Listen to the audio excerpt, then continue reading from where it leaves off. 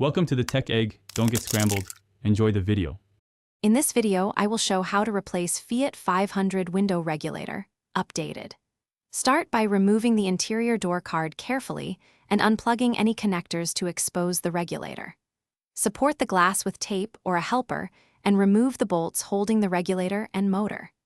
Keep track of bolts and clips, compare the old regulator to the new unit, and inspect the window run channels for wear before reassembly. Begin by lowering the glass to a position where you can reach the regulator bolts, then remove trim and inner clips obstructing access. Carefully peel back the moisture barrier without tearing it, and disconnect the window motor connector and any switch wiring. Unbolt the regulator assembly from the door and free the glass from its mounting tabs. Keep parts organized and compare the new regulator to the removed one before fitting the replacement. In this video, I will show how to replace Fiat 500 window regulator, updated.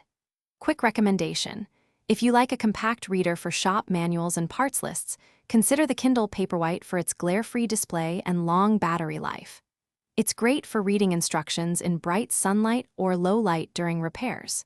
If you want details, check the description for the link and other deals. Now let's get back to the video. Place the new regulator into the door and loosely install bolts to allow minor alignment adjustments before tightening. Reattach the glass to the regulator clips and slowly operate the motor to confirm smooth travel and correct alignment within the window channel. Tighten all fasteners to the vehicle manufacturer torque, reconnect wiring, reseal the moisture barrier, refit trim, and perform a final full-cycle test of the window to ensure reliable operation and no binding or unusual noise. Thanks for watching. Consider subscribing if I helped unscramble your problems.